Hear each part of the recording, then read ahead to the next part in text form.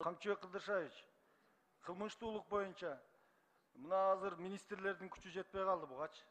Сиздин деңгээлиңизге алып чыгайын, эгер сиз дагы карабасаңыз, анда президенттин деңгээлине алып чыгыш керек болот. Мына көпчүлүк кылмышкерлерди ордуна койдуңуз. Фарм мафия менен бензин мафияны токтотуңузчу. Булар наркобарондордон өтүп кетти да. Сизге сунушум. Түшүндүм.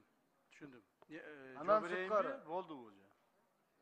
Жооп берейинби же түшүндүм, болду бу. Жооп бериңиз. Эми урматтуу депутаттар, Шайлыбек Карабекович, кылмыштуулук боюнча өзүңүздөр билесиздер, бир жыл мурда кандай акыбалда болчу. Жакшы билесиздер. Бир жыл мурда кылмыштуулук боюнча мамлекетибизди бүт кылмышкерлер ороп алган эле. Айрыкча уюшкан кылмыштуулуктар ороп алган. Түштүктө өзүнчө мафияласы бар, түндүктө өзүнчө мафиясы бар. Кылмышкерлер бири вор закон болуп, бири положенец болуп, бүт Кыргызстанды ороп алды эле. Керек болсо мамлекеттик кызматкерлерди, депутаттарды жана мамлекеттик ишканаларга косула башташкан. Бүгүнкү күндө андай жок, билесиз. Андай жок. Азыр бир уюшкан кылмыштуулуктун мүчөсүбү, жетекчисиби, башкасыбы башын көтөрүп көрсүн, башын жанчыйбыз. Бир дагы уюшкан кылмыштуулук башын көтөрө албайт. Жок, мына фарм мафия боюнча токтотосузбу? Нарын? Фармакология боюнча. Фарм мафия боюнча. Фарм мафия боюнча моундай. Бул уюшкан кылмыштуулукка кирбейт. Бул финансылык мафияга кирет. Мен бул боюнча эки айтып берейин. Фарм мафия боюнча бул жерде мамлекеттик өзүбүздүн кызматкерлер, департамент лекарственного обеспечения деген бар.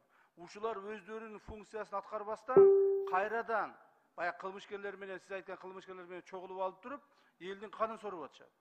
То есть мамлекет өзүнүн функциясын аткара албай калган. Мамлекет өзүнүн функциясын аткарып, ошол дары-дармектерди защита кылып, ошолордун арзандуулугун камсыз кылып, доступдуулугун камсыз кылбастан, булар наоборот.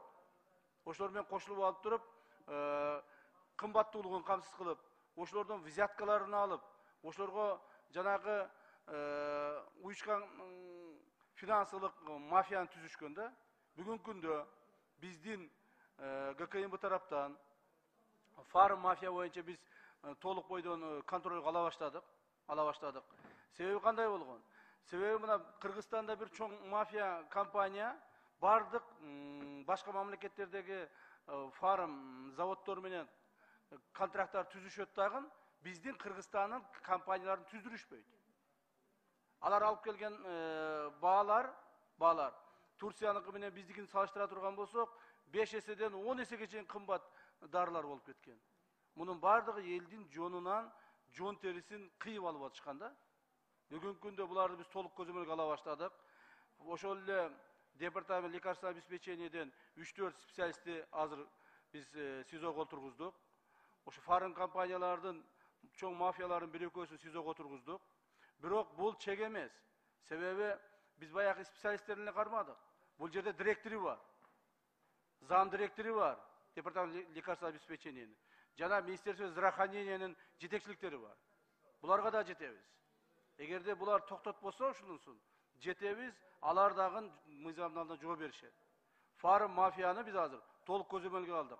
Мына депутаттардын арасында дагы, мамлекеттик чоң кызматкерлердин арасында өздөрүнүн фарм компаниялары барлар көп. Мурдагы министр мына жанагы Космоспек Чолпонбаев деген. Ошонун бир тууган карындашы бар экен. Алар толук бойдон ушул Министерство здравоохранения деңгээлине чыгарып алышкан мафияны. Демек, биз аны түшүрүшүбүз керек. Элге доступный лекарствону, дары-дармекти жеткизип беришибиз керек. Ушул биздин негизги милдетибиз. Кудай буйрса, биз муну менен бул милдетти аткарабыз. Жакынкы күндөрдө, мына жакынкы бир, мен ойлоймун, октябрь айы ичи Кыргызстандагы баалардын, фарм баалардын, то есть дары-дармектердин баасы резко түшөт, Кудай кааласа. Түшүшөт. Рахмат.